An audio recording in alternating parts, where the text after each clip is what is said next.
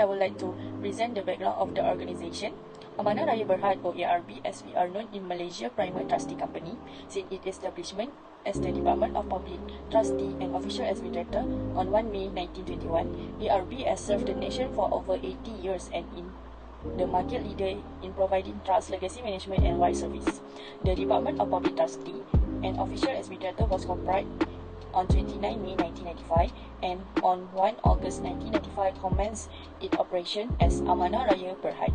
As trustee and administrator, ARB's service encompassed the legal, financial and administrative duties of preparing trust documents and was acting the trustee of trust funds, acting an administrator and executor of decrees estates, as well as monitoring the transaction of unit trust funds under our care. ARB is also involved in the investment of assets held in its common funds which pay out competitive dividends to its beneficiaries. ARB is wholly owned by the Government of Malaysia with its share held by the Ministry of Financial Incorporated. Currently, ARB has 20 branches nationwide with headquarters situated at Wisma Amanah Raya. The mission of Amanah Raya Berhad is to be the trusted provider of legacy management solution to all Malaysians by providing reliable, excellent and professional service while being a socially responsible corporate citizen. And the mission is they ensure operational competency and profitability are on par with other industry players. They provide all their customers with the highest standard of professionalism with their best interests in mind, and they offer innovative and well-performed solutions that meet their clients' needs. The objective of Amanah Raya Berhad is to offer professional service in the field of trust and legacy management that meets customer satisfaction and social responsibility. The main function and operation of Amanah Raya Berhad are divided into 5. Representing the heirs in court and managing the inheritance on behalf of the heirs. 3 jurisdictions will represent the heirs in managing the inheritance. Firstly, administer directly where the movable property not more than 600,000 ringgit under Section 70 in bracket 1 and 50,000 ringgit under Section 70 in bracket 2 of the Amanah Raya Corporation Act 1995. Next, administer through Pejabat Pembahagian Pusaka Kecil (PPPK) under Section 8 Small Inheritance Distribution Act 1954, where Amanah Raya Berhad will file a petition to be appointed as administrator to obtain a division order for its estate value at not more than 2 million ringgit. Lastly, administer through the Civil High under Section 13 Amanah Raya Corporation Act 1995, where the inheritance is not more than 600,000 ringgit. Review the list of the property and liabilities and identify debtors and the creditors. The property will be examined according to the guidelines given by the Sharia Supervisory Council of Amanah Raya Berhad, and all debt of the deceased will be managed by ensuring that the property is used to pay debts, and after that, the property will be distributed to the heirs. Through the process, the value of the entire property can be ascertained. Thirdly, pay all debt of the deed to the relevant parties. After the appointment of administrator is made, Amanah Raya will administer the property of the deceased.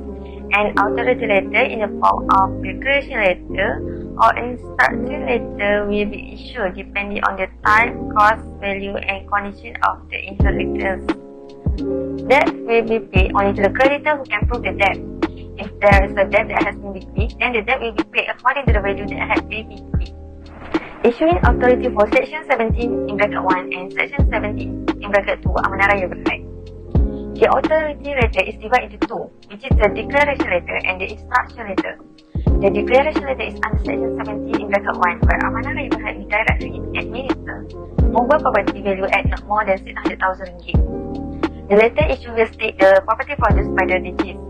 After that, the declaration letter will be submitted to the bank responsible for paying to Amanah Raya Berhad. Amanah Raya Berhad then will pay to the heirs after all the debts are settled and the will is executed. The letter of instruction is under Section 70 in bracket 2, where Amanah Raya Berhad will administer movable property only, which does not exceed 50,000 ringgit. The letter of instruction states the property to be distributed to the heirs of the deceased. The beneficiary then only needs to submit this letter to the bank, and the bank will make the payment to the beneficiary whose name is listed in the instruction letter. Distribution of estate based on Faruk law for those who are Muslim, or Distribution Act 1958 for non-Muslim. The division of inheritance is divided into two, which is Muslim and non-Muslim. For Muslim, the division will be given according to the Fara'id, family alliance, and will, while for non-Muslim will be divided according to the division of Act 1958. Next, I will explain about the products of services provided by Amanah Raya Berhad. For your information, Amanah Raya Berhad assists the community in offering professional services in the field of trust and inheritance management that meet customer satisfaction and social responsibility. The services provided by Amanah Raya Berhad included planning and management services in estate administration, writing, storage and education of wills and trust services. For estate administration, which is the process of compiling and managing a deceased assets, settling any debts, and distributing the remaining assets to the rightful beneficiaries. Estate encompasses all assets such as properties, possession, and investment the deceased left behind. A proper estate administration needs to be carried out to ensure that the rightful surviving beneficiaries inherit the asset of the deceased. Whereupon, if poorly administered, the distribution of the deceased estate can prove to be an arduous affair, causing stress and anxiety to beneficiaries. Besides that, administering an estate can take anywhere from 3 months to several years, depending on the nature of the asset and whether any dispute arises. As a result, it is critical to select the right administrator to manage and administer the deceased estate. Next, trust accounts help the community provide financial security for their loved one.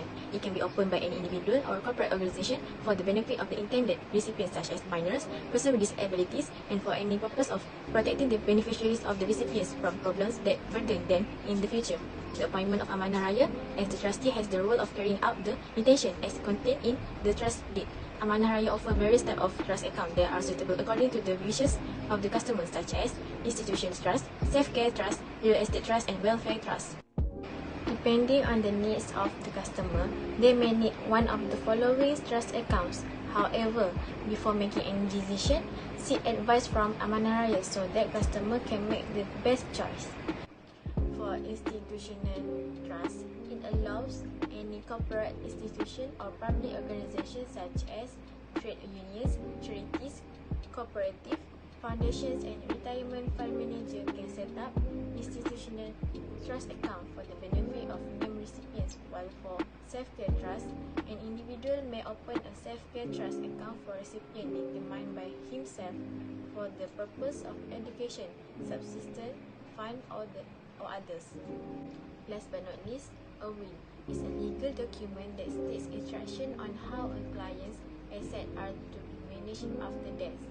If a person dies without a will, the individual inheritance may not be passed on the intended recipient. Inheritance includes all immovable such as house or land, and movable assets such as bank accounts, share, cars, and others registered in the name of the deceased.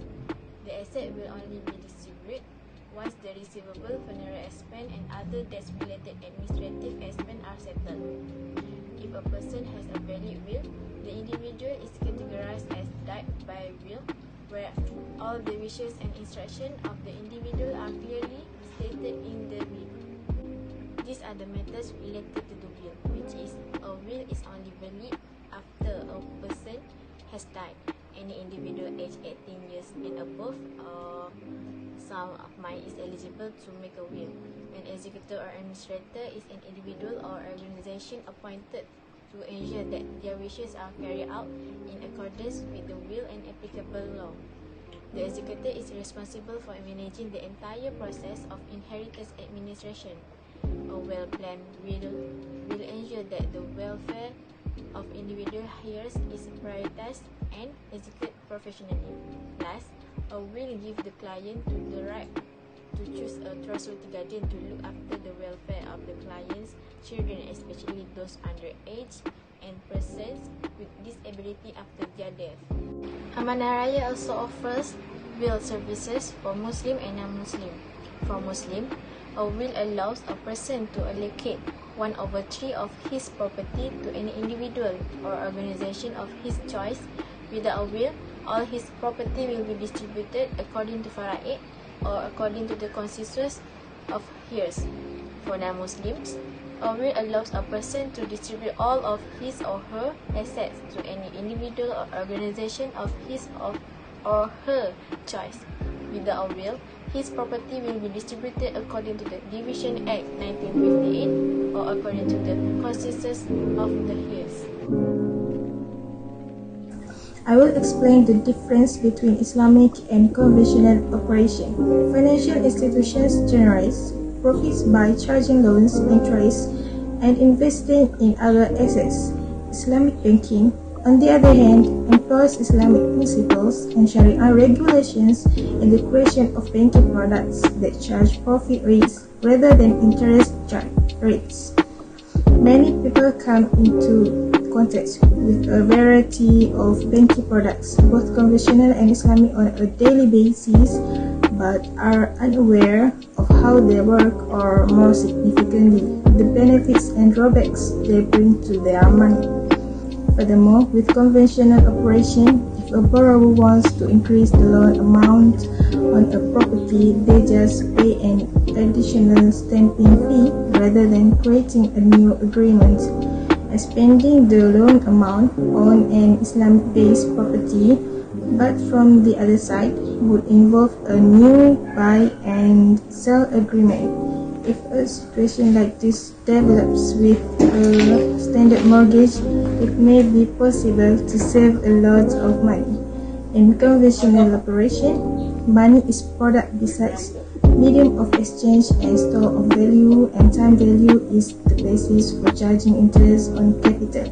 In Islamic operation, real asset is a product, money is just a medium of exchange, and profit on exchange of goods and services is the basis of earning profit. Islamic finance is not an unusual in the corporate sector, as some people are convinced. It's a banking system that's fairly similar to traditional banking, but with some limits imposed by Islamic law. Islamic banking, on the other hand, is not a duplicate version of conventional banking. It has its own business model, and all of its operations are duly certified by Sharia specialists at the Islamic Academy (IFA). There are numerous distinctions between Islamic and conventional banking methods, which have diverse economic consequences. The conventional operation examines economic wealth building methods, but excludes social, ethical, and moral wealth creation approaches. The Islamic banking system focuses social, ethical, and moral techniques of wealth development, with corporate economic attractiveness coming in second. As a result, it is focused on obtaining socio-economic well-being. Differences in how these two extremes of banking systems operate have a different impact on the economy. The Islamic banking system, which is based on sound, socially responsible, and economic principles, stimulates efficient economic activity. Its employment causes inclusive growth, lowers inflation, creates real economy, and promotes the needs of future generations and the concept of right livelihood, all of which are difficult to achieve in the conventional operation. Amanah Raya Berhad is committed to offering heritage management services to the community, as well as strengthening businesses in various portfolio through innovative products and services in order to maintain a level of operational excellence. With over 90 years of experience with 21 branches nationwide, they have always been consistent in maintaining their position as a leader in the inheritance management industry, covering real service, trust management, and estate. through the combination of expertise and competencies possessed by the staff and regulated by the provisions in the Public Trust Corporation Act 1995. They always strive to meet the needs of the community to implement the best planning for your family. They also work with various government agencies and strategic partners, including major banks and financial institutions, to offer holistic solutions related to inheritance management, regardless of the complexity of the problem. Okay, now I will continue with the issue and challenges Amanah Raya Berhad. First is meet the customer satisfaction, that is providing the services and quality performed in the organization. And then study in determining customer satisfaction towards Amanah Raya Berhad service offered. The indicators are based on self-qualified dimension, and result of the survey state that the most significant factor towards customer satisfaction is communication based, and it is effective because clear and easy to be understood by both parties, that is process, fee and delivery. It is important as it protects the image and boosts the income. The second issue is complexity in customer. This issue happening in Malaysia mainly in managing the fights among the family members and the seizure of deceased property that identify the asset, settling deceased debt or liability issue and related according to law, and lastly distributing the assets. Amanah Raya Berhad needs to make a confirmation of the right legal hires by getting the Faruk certificate from the Syariah Court. Complex cases because Amanah Raya Berhad need to recheck the scenes between the prior applicant and the right legal hire. Issue is customer not follow the process. The point is obligation towards preparing and submitting the complete document as it is a prior element before proceeding to the next process. For example, in handling the case related to estate administration, the documents needed include a death certificate, hires identity card, Faruk certificate, property deceased belonging, and many more failures will affect the management process and will cause a delay in Amanah Raya Berhad investigation.